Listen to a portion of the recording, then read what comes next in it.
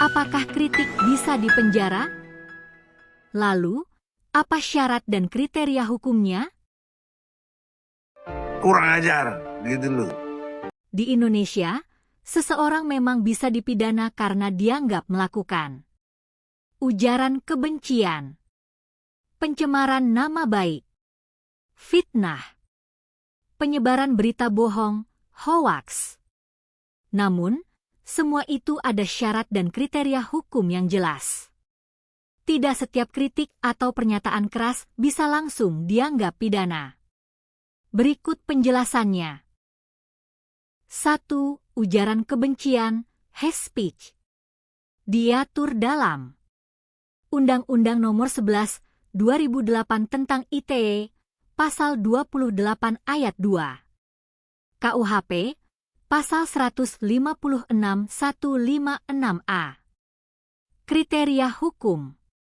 Mengandung kebencian atau permusuhan terhadap suku, agama, ras, antar golongan, sara. Diucapkan di depan umum atau melalui media. Contoh yang bisa kena pidana. Agama X itu sesat dan pengikutnya layak diusir. Kritik yang tidak termasuk. Saya tidak setuju dengan kebijakan kelompok agama itu karena 2. Pencemaran nama baik. Diatur dalam KUHP, Pasal 310 dan 311. Undang-Undang ITE, Pasal 27 Ayat 3. Kriteria hukum. Menyerang kehormatan atau nama baik orang lain. Disampaikan di muka umum. Tidak ada itikat baik atau bukti yang sah. Contoh yang berpotensi pidana. Si A adalah penipu, dia menilep dana organisasi. Tanpa bukti. Kritik yang sah. Kami minta klarifikasi dari si A terkait dana organisasi yang belum dipertanggungjawabkan. 3. Fitnah. Diatur dalam KUHP Pasal 311. Kriteria hukum. Tuduhan palsu yang merugikan orang lain. Pelaku tahu tuduhan itu tidak benar. Bertujuan menjatuhkan kehormatan orang lain. Contoh. Menyebarkan gosip bahwa seseorang selingkuh, padahal tidak pernah terjadi.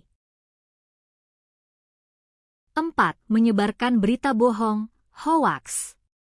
Diatur dalam Undang-Undang ITE Pasal 28 Ayat 1. Undang-Undang Nomor 1 Tahun 1946 Pasal 14 dan 15. Kriteria hukum. Menyebarkan informasi yang tidak benar.